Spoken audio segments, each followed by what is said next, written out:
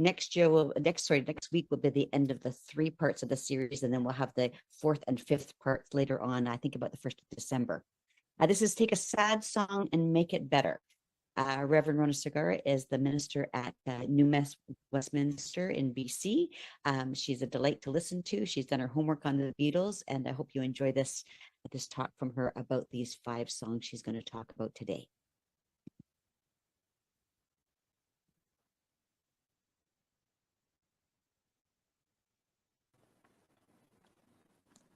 Last week, we looked at revolution and explored how we can use Beatles songs to change our world. And we sang Imagine, and we sang Revolution, and we sang Help, and Across the Universe, and then we ended with Here Comes the Sun.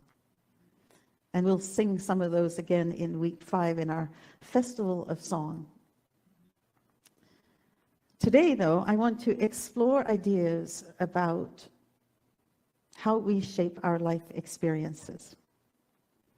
And we're going to look at 5 songs briefly. Yesterday, Octopus's Garden, Let It Be, Hey Jude, and then All You Need Is Love. And I'd like to start with yesterday. Where is it? There we go. Have you ever wished that you could just turn back the clock? Have you ever wished that you could take something back that has come out of your mouth? Have you ever wished you had made a different decision about something and feel the weight of those consequences now?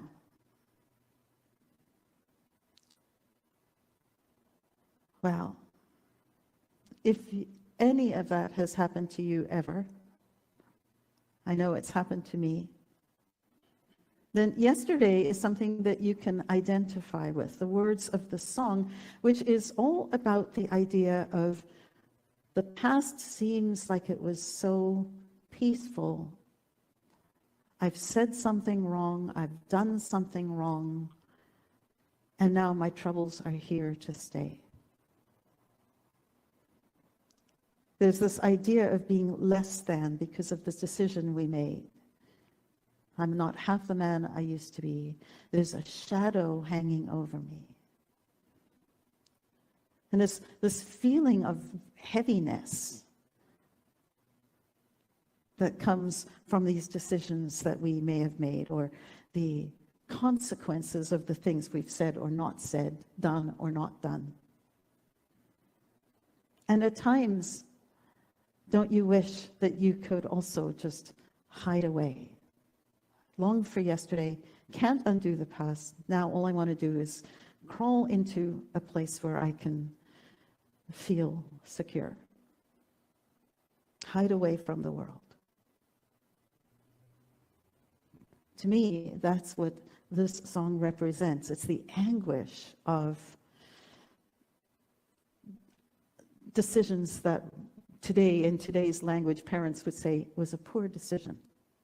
Make decisions. Where can we hide away? The Octopus's Garden. Why do I say that? Because, of course, I'm not talking about a literal octopus's garden, but that is how the story or the song came to be. I'm talking about a metaphorical, metaphysical octopus's garden for ourselves. The song Octopus's Garden was written by Ringo Starr, and it is one of the only 2 songs that were written by him. And he had this idea for a song, for this song, because he was on a boat having lunch with his friend Peter Sellers, the actor Peter Sellers. Remember him? And after lunch, the captain was telling them about what octopus do. And what octopus do is they float around swimming around the bottom of the ocean along the seabed, and they pick up little trinkets that they then take and create a hiding place with. And the captain, I don't know if he called it an octopus's garden, but Ringo had this image of the octopus picking up all of these little treasures and creating a safe haven for itself. And he identified with that longing. Because what he said is that at that time, I just wanted to be under the sea too. It was a time when the Beatles were at their most famous, and there was some friction between the boys, and there was a lot going on. Managers telling them what to do, places they had to be, and they had kind of lost themselves. And that is the reason I chose the meditation I did with you today, is because we at times want to hide away. Now I need a place to hide away. The place to hide away is within ourselves. And the treasures that help us to restore who we are and feel protected are the values that we hold and the memories that we hold that remind us about who we are at our core. Because we're not all that busy circumstance stuff. So one of the ways that we learned to interpret songs and passages at school was to write the passage on one side of the page, and then on the other side to add an interpretation. So let me just show you what that might look like with these lyrics. I'd like to be under the sea. I long for a place of peace beneath the storm of my emotions. In an octopus's garden in the shade. A place of restoration, a place of comfort. He let us in, knows where we've been. This is perhaps the most overlooked idea, which is that if we think of ourselves as the octopus and the person creating the garden, then the octopus part of us, if you will, is what some would say is our highest consciousness. It is the wisdom within us that knows instinctively and longs instinctively for this place of calm. It is also the wisdom that recognizes that there are parts of us that are scared, and parts of us that need comfort, and parts of us that get overwhelmed. And so the higher part of us, the octopus, capital O, lets us in, lets those emotions in, and has compassion for them, knows where we've been. So you can think of octopus in this case as God, as universe, as higher wisdom, as higher self, as capital self, whatever language you find more comfortable. But the idea that we all recognize is that there are parts of us, and there is another part of us that is almost like the universal observer. It's always kind of watching, holding space, longing for us to come back to our own octopus's garden. And then I'd ask my friends to come and see. Now this, metaphysically, friends inside of me are all my parts, all my thoughts. And it's an invitation for us all, every part of us, to thrive. Everybody is invited to the party. And then we get the idea of what the promise of this garden might be. that we would be warm beneath the storm. The idea that nothing is going to change my world. There's a coziness in the word warm and little hideaway beneath the waves. Doesn't that sound awesome? And then we see the words resting, and we see the idea of restoration, of resetting so that we can respond to life. Singing and dancing around,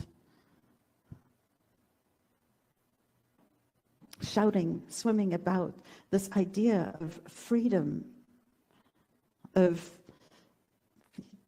no judgment, of absolute joy.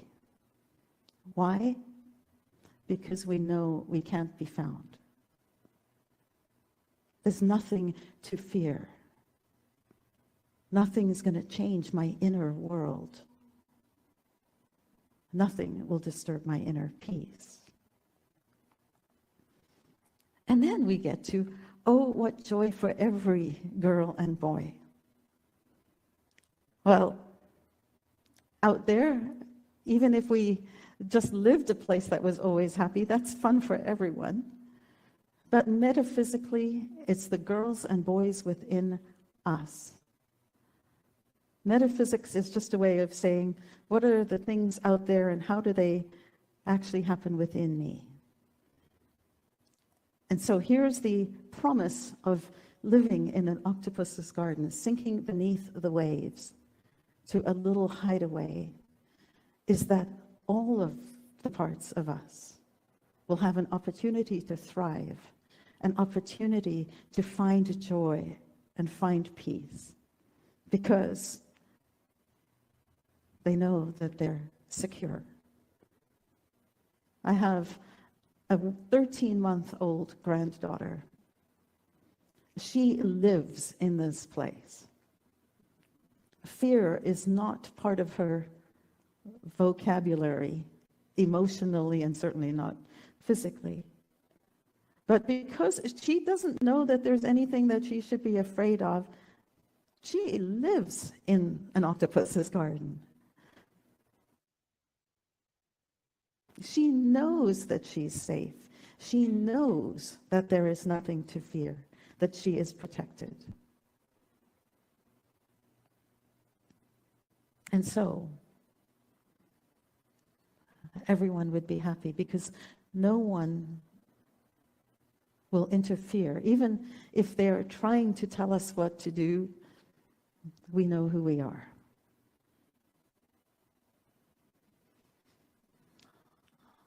You'll never hear this song the same way. But I do encourage you to take those images from your meditation, the images of a garden where you have chosen treasures and placed them within you, because it helps you to anchor yourself to what matters. And it is from there then that you'll find a place where you can respond rather than react.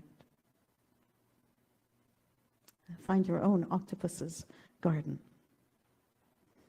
Then we go to Hey Jude, written by Paul McCartney to Julian Lennon, because John and Cynthia Lennon were separating. And it was originally called Hey Jules, but they decided to call it Hey Jude because it sounded better.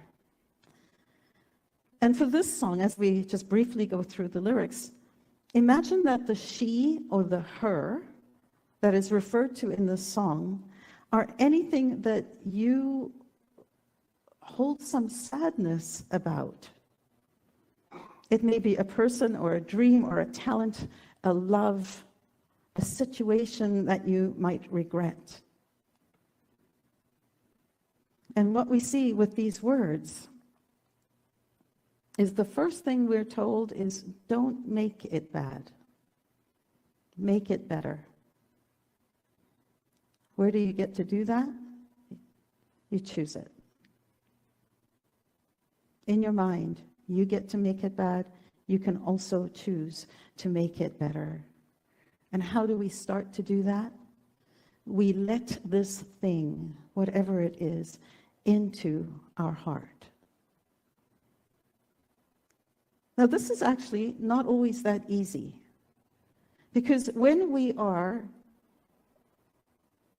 in a place where something is hurting, where something feels bad, something feels sad, we don't want to have any part of that. And so we have a tendency to deny it, or depress it, or repress it, or suppress it, and turn away from it.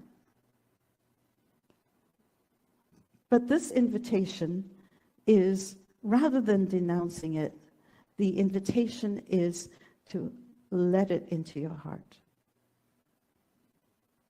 so you can start to make it better. You may have heard the saying, there is no healing without the feeling.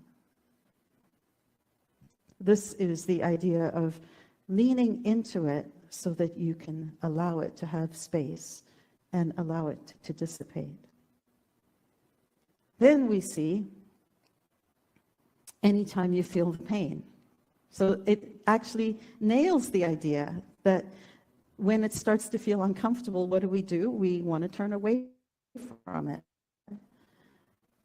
And what Paul McCartney is saying here is don't. But also, don't let it get too big. Don't carry the world upon your shoulders. Because the danger of doing this and turning away is that you turn away from all of your emotions. Don't you know that it's a fool who plays it cool? Makes his world a little colder. When we close ourselves up from emotion, our world becomes smaller, more cold, less warm, less welcoming, less open. So there's this mixed idea. It's like, don't carry the world on the shoulder, and at the same time, be open to the experience. And here, you've found it. You've identified whatever it is. Now go and get it. Because that's how you heal it.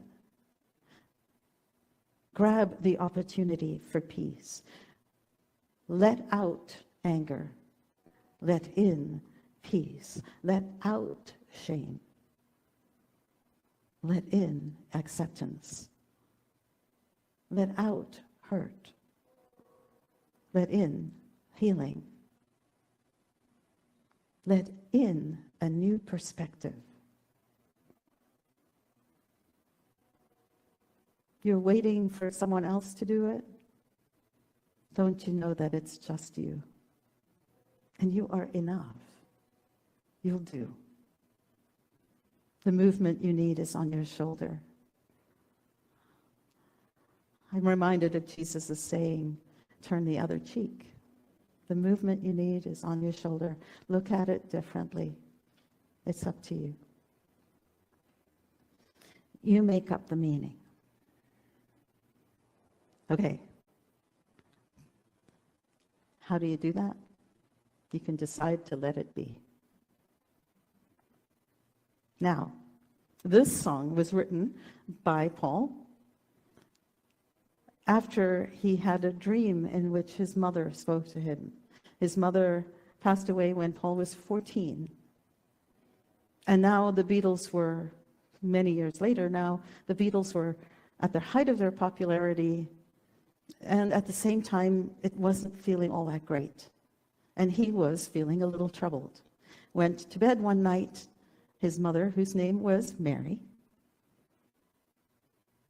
had this dream in which she said to him, not to worry, it'll be all right. And he woke up and wrote this song. And what's interesting about this song is the structure as well as the message. It starts out with, when I find myself in times of trouble, let it be. My mother comes to me. My inner wisdom Love is often represented by mother. Love is often represented by Mary. What does love say? Let it be. In my hour of darkness, she's right there, whispering, first speaking, and then whispering, let it be, let it be. Accept, accept, accept. And then it goes out to the world. When the broken-hearted people of the world agree that there will be an answer, let it be. There's hope. Though they may be parted, there is still a chance that they will see there will be an answer, let it be. So it's this, once I kind of get this message for myself, I can see it out there. And in the seeing it out there,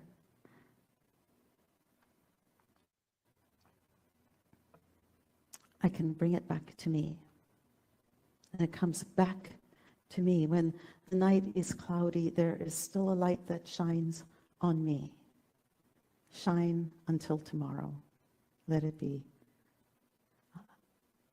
That allows me to emerge as if woken up. As Paul McCartney said, he woke up and he felt much better. Waking up to the sound of optimism, the sound of music. Speaking words of wisdom, let it be. This darkness, when my hour of darkness, and then you see the contrast in this third verse when it's back at me, shine until tomorrow. And then this idea of speaking and then allowing it to whisper in your background. Let it be, let it be, let it be. When you find yourself in times of trouble, when you find yourself longing for yesterday, take time to restore yourself, to become in touch with the things that matter to you most. Find a place that is your octopus's garden, a place that's soft and warm, a hideaway beneath the waves. And then from that place of safety, open your heart and start to make it better. Because the movement you need is on your shoulder. And one of the most powerful strategies to help you to take a sad song and make it better is to let it be. In your hour of darkness, listen to the words, listen to the whisper that encourages you and assures you that if you let it be, it will be all right. It's all included. And today, at the very end of our program, we're going to sing a song that reminds us that it's all included. Because we'll sing All You Need Is Love.